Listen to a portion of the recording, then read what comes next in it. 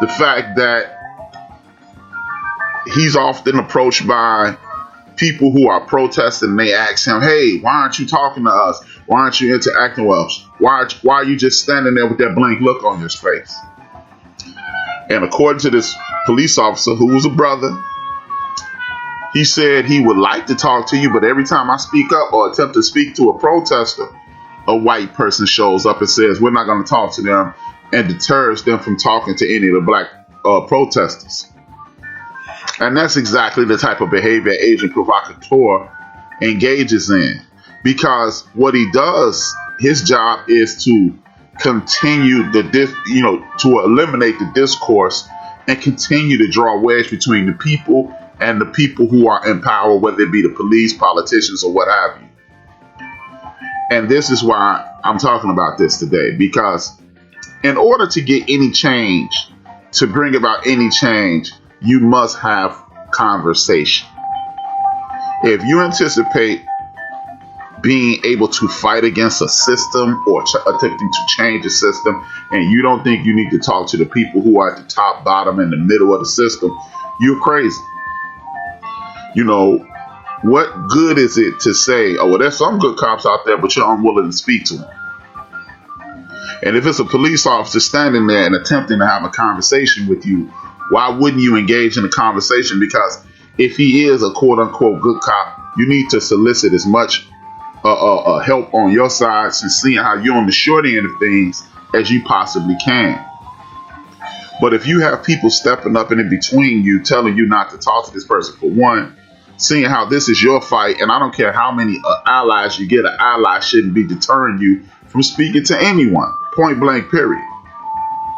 That's not the job of an ally. An ally is to assist you, not to direct you. And at that point, I don't think you're making the best possible move anyway. But we must disengage from listening to anybody outside of our community, and definitely anybody. Just because you up my skin don't make you my kin.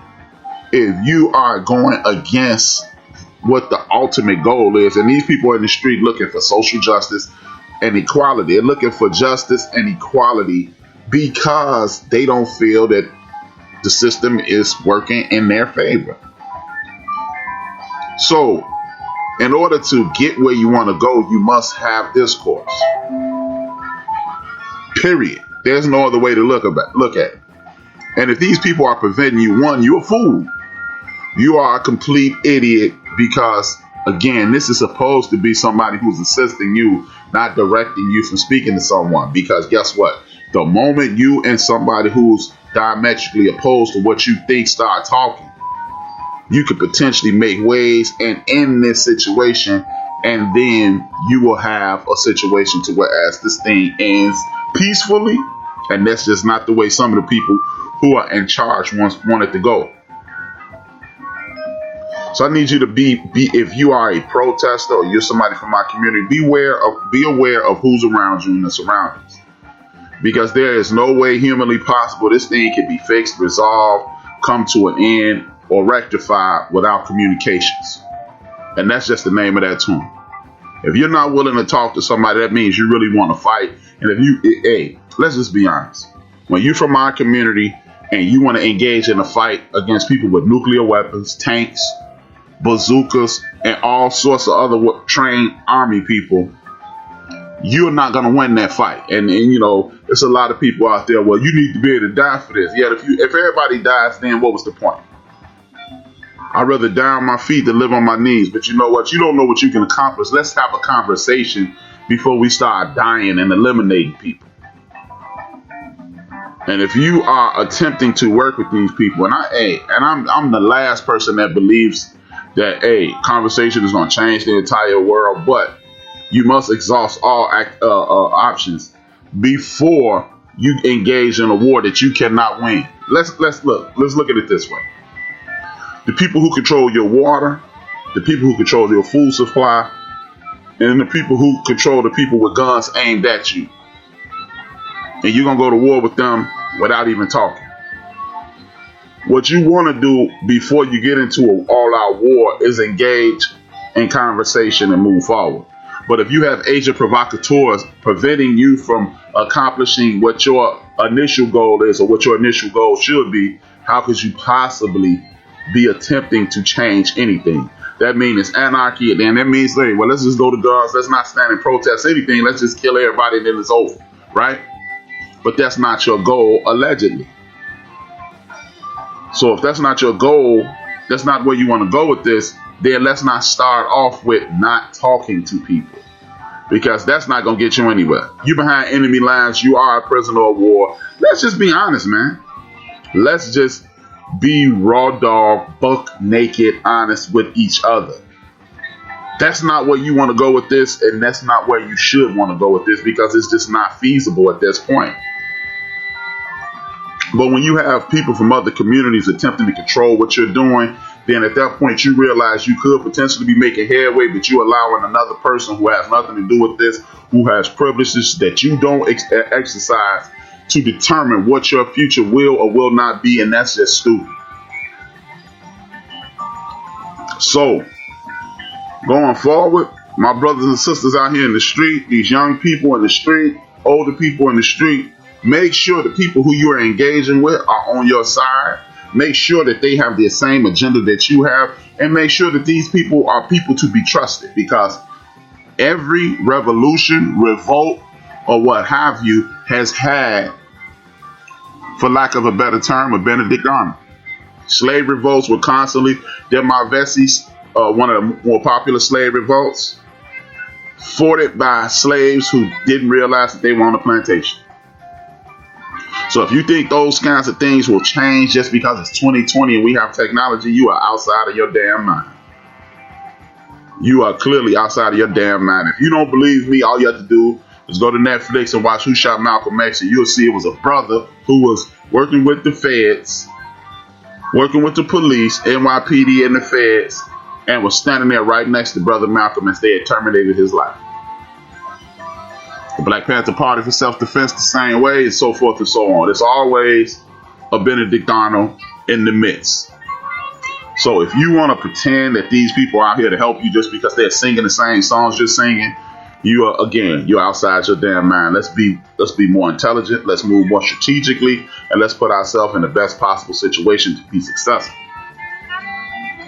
And the other people who you're speaking with, their actions will determine what your next move is, not allowing someone who's pretending to be an ally and you don't even know who this person is deter you from speaking to someone who you have an issue with. Because if you and that person can have resolve this issue, they can speak to the people next to them and so forth and so on. And at that point, you may even have people on their side of the fence fighting for you behind closed doors. Shout out to my man Mandela Young. But if we consistently allow people who are clearly working both sides of the fence, or really playing your side of the fence and participating in the other side of the fence, you, my friend, are in a quagmire, as they say. So let's just be wise in the way we move in these streets. Let's be wise in the way we get down. Let's be wise in everything we do, because you're being watched at all times, point blank, period. The people who are listening to this show currently that is plotting on the demise of this show. So it's not like it's only happening to me and it's not happening to everybody else, because it is. It just doesn't work that way. I'm just here to tell you it does not work that way. So please, let's not be foolish in our attempts to recruit. First and foremost, we shouldn't be recruiting anybody. This isn't a situation where it's black and white, brown and white, or whatever. This is a right and wrong situation. If you believe that you have the rights to live as comfortably as you want in this land, in which all of us have relatives, ancestors, and so forth and so on that fought for those rights, and people have died so they can exercise those rights. Because let's be honest, man, Dr. King and them, they died for the ability to exercise those rights, not so we can have them. Of course, the residual effect is so we will have them. But they were fighting for their rights. They died for their rights. So what you need to do is do everything you can, in my personal opinion, to uphold those ancestors that transition to the other side, so you and your ancestors will be able to do the exact same thing. It's unnerving, it's annoying, and it's something that has to be addressed immediately. This leads me to the President of the United States, Donald J. Trump. He unleashed what I call a death squad on Portland, Oregon. And, everybody in the country is up in arms. The governor of Portland, the governor of Oregon, the mayor of Portland, they're filing a suit against Donald Trump, yada, yada, yada, this, that, and the third. There's a coalition of women who call themselves the Moms. They have yellow shirts on, and they're chanting, "Why you in riot gears? We're just moms here." And these guys in these brown shirts, kind of like the Gestapo in World War II from Adolf Hitler, they attacked these women and tear gassed them and hit them with the bean bags and that whole nine, right? And while I do have a ton of empathy for anybody who's out there protesting, I'm not going to make this a racial thing. I appreciate those women out there. They are people's mothers. But what I want people from my community to not be caught up in, oh man, those white women out there, they're getting hurt too. But look at the reality of the situation. Usually when something attacks their community, it's a setup to attack ours. Remember, 6 months ago, the coronavirus couldn't get black folks. And now it's attacking black folks at an alarming rate. Donald Trump, President of the United States, was asked a few questions in an interview Monday. And even some of the more astute people in media who usually hold his feet to the fire, they didn't catch something that I caught. Him and Secretary of State, they were talking about monuments. The destruction of monuments and removal of flags, people, that is propagandized hype. I'm going to say that again. That is just hype, and that is a distraction. Because I would ask you this question, and this is not really my question. It's a question from DeForest, Dr. DeForest Buckner, pastor in New Jersey, a PhD. He's a good brother. He's an elder. Would you want to have the flags up and those monuments up and be rich and free, or would you have them things down and be broke and destitute, like a lot of people are in our community? So the flag and all that's not really hurting us at this point. But you know what is hurting us?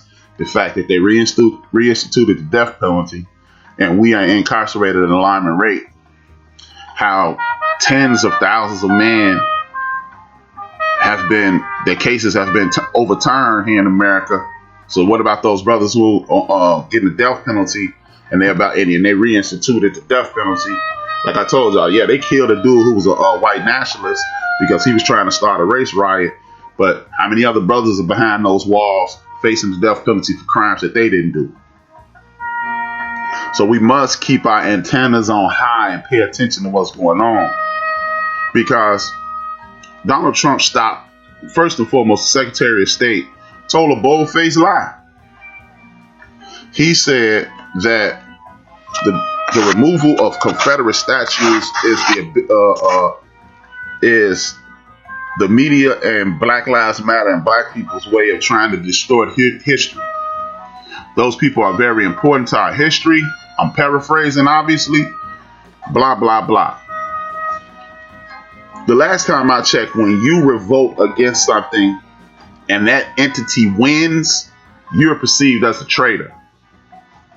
The aforementioned Benedict Arnold.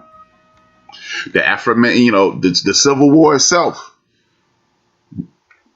And history of the United States told in England, George Washington is a traitor.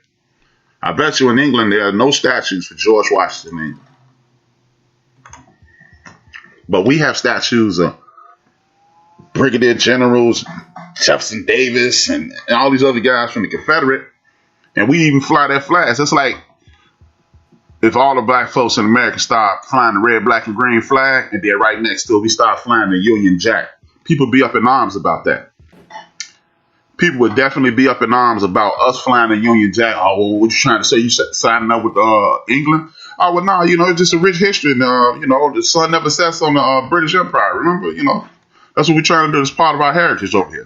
They sent us over here, remember?